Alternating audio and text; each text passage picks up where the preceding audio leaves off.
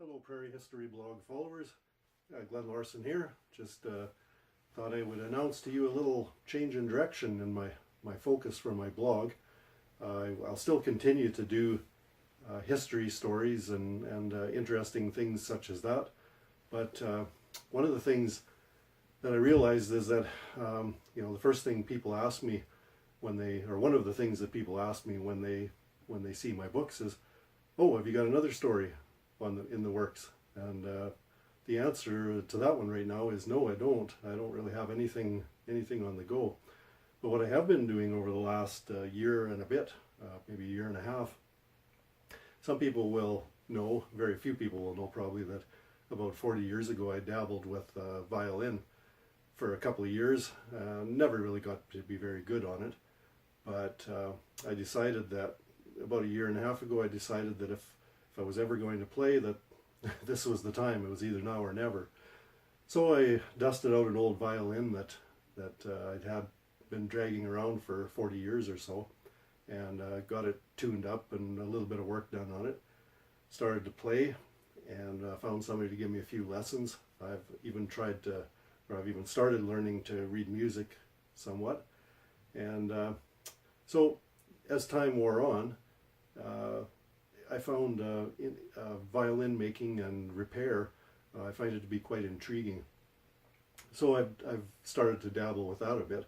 Got myself a little shop set up in the condo here, and so I thought one of the things I'm going to do is I'm going to build a violin, and I'm not going to build it from scratch. That's an artistry that may elude me forever, but I did buy a kit from a company in the United States called StewMac, Stuart McDonald, and it's a complete kit, and it's ready for assembly and finishing.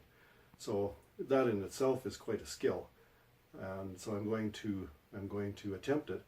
Now the project could take several months. I really don't know how long it'll take, but it's quite a bit of it is pretty painstaking. So I'm going to take everybody through the process step by step over the next few months, like I said. So I thought I would just kind of show everybody some of the violins that I currently have, and run you through my collection. Just take a few minutes. So this first one here, I call Howard. Now, this was given to me by one of my uncles, Howard, obviously. And it was kind of in bad shape when I got it. And so I took it apart a month or so ago. I took it apart, took the top off, took the neck off, fixed it up, re-glued some things, gave it a new chin rest and some new tuning pegs. And it was a lot of fun. I learned a lot doing this one. So that's the first violin I've worked on. Well, this next one I call Emmanuel. My stepdad bought this for me in, I think, about 1978 from a fellow in Nokomis by the name of Emanuel Felsky. Now this one was rebuilt in 1965 by a violin maker in Nokomis by the name of Frank Sadler. And Frank was I understand, a world-renowned violin maker. And like I say, that was 1965, so that's 54 years ago now. I'd guess this violin to be maybe 80, 90 years old. It's anybody's guess, I guess.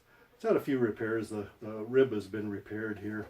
There's a crack on the top. Those kinds of things are not uncommon in violins. They're pretty prone to that kind of thing. Now, one of the things that I didn't like about this violin was I didn't like the action on the fingerboard, and it wasn't really, I didn't think it was a very easy violin to learn on. So I kind of parked this one for now, and I found this violin here, and this one I call Kalman. There was got it from a fellow in here whose dad played it, and his name was Kalman Horvath, an old Hungarian fellow that brought this violin over from Europe. And it's nothing, it's not a really exceptionally expensive violin, but it has a really nice sound. It's had a little repair on the top, just like lots of them have. But I really like the playability and the finger action on it. So that's the one I play on currently. So because I live here for 2 weeks and then I'm up at work for 2 weeks, and I stay in a work camp, and you really can't play an acoustic violin in those little rooms without driving everybody crazy. So I bought an electric violin. This is a Fender, and without an amplifier it's really quite quiet. Again, I really like the playing action of this one. It's a really nice violin to play. I've never hooked it up to a full powered amplifier. I'd probably drive everybody crazy if I did. So like I say, I've got this kit that just came in the mail the other day, and I'm going to in the next segment, the next video, I'll show you all the parts, explain to you the intricacies of it, and some of the things that you need to try to focus on as you assemble it. I hope everybody enjoys this. Happy watching.